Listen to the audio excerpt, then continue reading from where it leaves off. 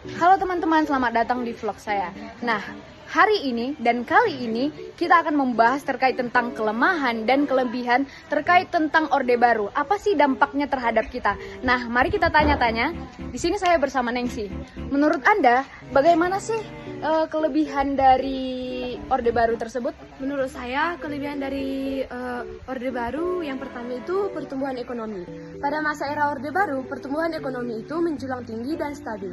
Pada masa pemerintahan Soeharto, ia berhasil memperbaiki stabilitas ekonomi Indonesia yang sangat hancur menjadi tinggi dan stabil. Nah, selanjutnya kita tanya-tanya lagi nih pendapat tentang teman-teman yang lain. Halo, dengan siapa? Aku Teresia, Kak. Nih, boleh tahu nggak gimana pendapat kakak tentang kelebihan di masa Orde Baru? Oh, kalau kelebihan di masa Orde Baru yang aku tahu itu, Kak, itu stabilan politik. Kalau yang kita tahu itu stabilan politik itu kan, Kak, gimana itu pembagian dari kekuasaan itu merata, harus sesuai dengan Pancasila dan Undang-Undang Dasar. Ya, betul sekali. Nah, di era Orde Baru ini, Soeharto berhasil menerapkan stabilitas politik, yang dimana Soeharto itu memberantas partai-partai yang dianggap itu menimbulkan konfliknya. Jadi dari 10 sisa 3 partai, sehingga jika ada keributan ini antar partai. Jadi seperti itu, Kak. Di upaya juga ada beberapa yang dilakukan oleh Soeharto untuk mengatasi dari meningkatkan stabilitas politik ini, seperti meningkatkan duifungsi ABRI.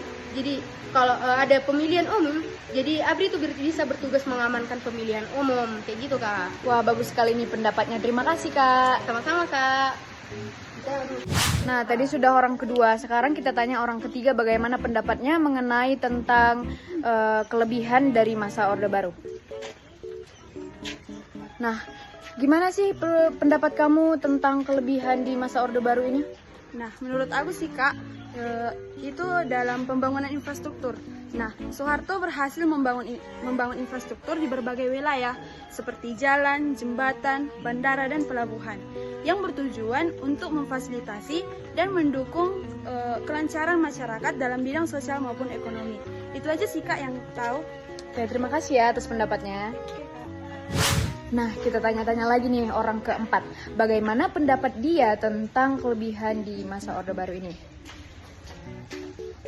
Halo, bagaimana sih pendapat kamu tentang kelebihan di masa Orde Baru ini? Ini di bidang kesehatan ya. Yang pertama itu meningkatnya pelayanan kualitas kesehatan dan menurunnya angka kematian. Yang kedua itu pendirian posyandu dan puskesmas. Dan yang ketiga itu meningkatkan pelayanan program keluarga berencana. Oh, bagus sekali. Terima kasih Kak pendapatnya. Nah, sekarang sudah orang terakhir nih. Yuk kita tanya pendapatnya. Halo Kak, apa kabar? Halo, aku baik. Gimana sih pendapat kamu tentang kelebihan di masa Orde Baru? Ini ya, Kak, di bidang pendidikan nih. Nah, kelebihan Orde Baru dalam pendidikan itu misalnya seperti meningkatkan kualitas pendidikan dan akses pendidikan. Contohnya itu seperti pemerintah Orde Baru berhasil meningkatkan angka nilai huruf melalui program wajib belajar. Nah, program ini berhasil meningkatkan pendidikan dasar lebih terjangkau dan tersedia bagi masyarakat luas, terutama di daerah pedesaan. Begitu sih, Kak, yang saya tahu. Wah, bagus sekali pendapatnya. Terima kasih ya Kak. Sama-sama, Kak. Nah, teman-teman, sekarang kita beralih ke kelemahan. Nah, kita harus tanya bagaimana pendapat mereka tentang kelemahan di masa Orde Baru. Nah, kita tanya yuk. Halo. Halo. Gimana sih pendapat kamu tentang kelemahan di masa Orde Baru? Boleh dong dikasih tahu? Menurutku itu kelemahan pada masa Orde Baru itu terjadi pada saat pemerintahannya itu nggak ngasih masyarakatnya untuk bebas berpendapat. Jadi tiap orang yang bebas berpendapat atau mengkritik itu biasanya ditindas atau dibunuh. Itu aja sih kelemahan yang ku tahu ya. Wah, bagus sekali pendapatnya. Terima kasih. Nah, sekarang kita beralih ke orang kedua. Gimana sih pendapat dia tentang kelemahan di masa Orde Baru? Cus, kita tanya. Bang, tolong dong, kasih dong pendapatnya tentang makasih ya, makasih. Itu privasi pendapat gue. kekurangannya. Itu privasi gue. Jadi gue nggak mau nunjukin muka gue di sosial media, oke? Oke guys, perkenalkan nama saya Gideon Brutu. Tapi ini tentang apa ya? Ini tentang kekurangan di masa Orde Baru. Boleh dong dikasih pendapatnya tentang itu? Orde Baru ya. Ya, kalau Orde Baru ya seingatku kan itu kan dimulai dari tahun 1968 sampai tahun dari 1966 sampai tahun 1998. Ya, betul Di sekali. situ ada beberapa pelanggaran HAM ya, kayak pelanggarannya HAM-nya di Timur Timur. Terus ada juga pelanggaran di bukan bilang pelanggaran sih, lebih tepatnya kayak pembantaian dari beberapa anggota-anggota yang diduga keras masuk tergolong dalam anggota PKI. Terus ada juga tuh yang bilang kalau ada yang terjadi pas ada pelanggaran HAM di Aceh, itu sebenarnya kurang apa gimana ya, cuman itu termasuk pelanggaran HAM dari kebijakan, gara-gara mereka itu kayak mengkritik atau bukan mengkritik tapi dari respon mereka kepada kebijakan pemerintah saat itu. Jadi ya banyak sih pelanggaran HAM yang di masa Orde Baru itu. Itu aja sih gue yang tahu. Oke, that's it. Ya itu saya tahu dari ChatGPT ya. Oke, terima kasih. Ya. Nah, sekarang orang ketiga. Kita tanya yuk langsung ke orangnya. Cus.